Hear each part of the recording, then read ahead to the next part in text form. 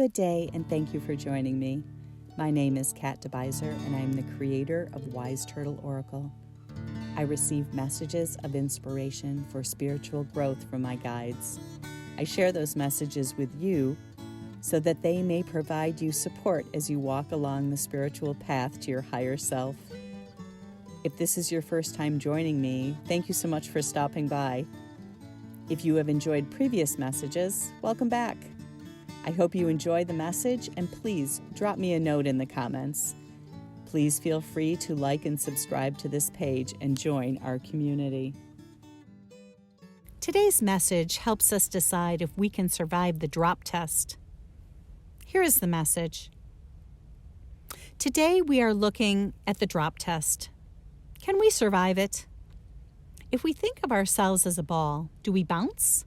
Do we just stick? Or do we shatter? If we think about a classic drop test, it is done to see how an object will survive impact. What will happen when an object hits a surface that is harder than it is? Will it survive? Will it be unaffected? Will there be some minimal scratches and dents? Or will it totally shatter into a million pieces?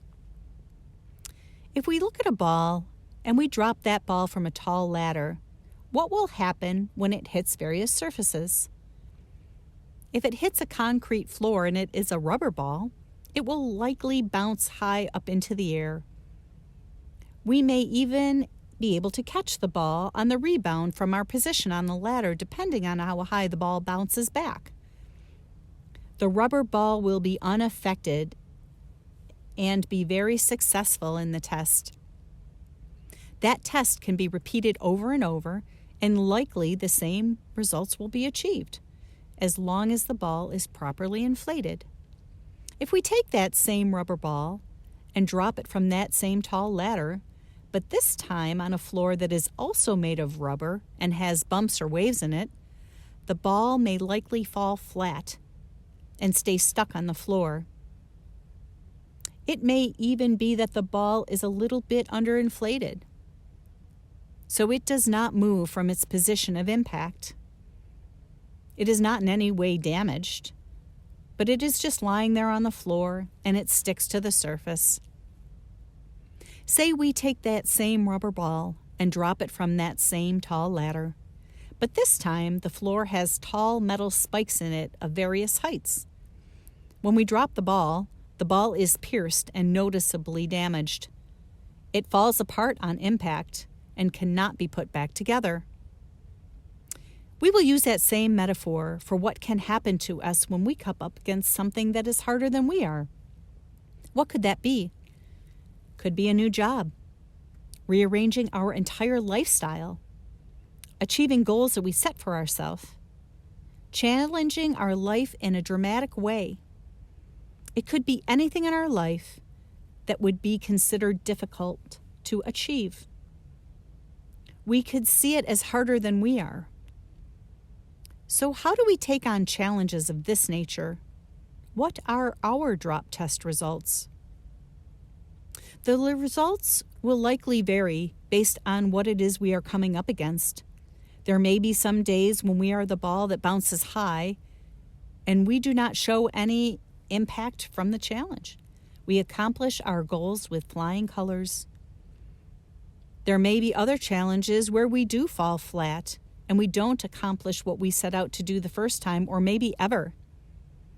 Then there are other times when we work to achieve something that we think will be good for us, and it turns out not to be that way. It can shatter our world and leave it in pieces, financially, physically, and emotionally. Knowing that challenges exist and that there are varying degrees of success before entering into the challenge could help us from having the challenge having negative consequences. We should always have stretch goals in mind. We should always be striving to do more and do better and achieve everything we want in life. But the reality is, not all challenges that we set our mind on are healthy for us.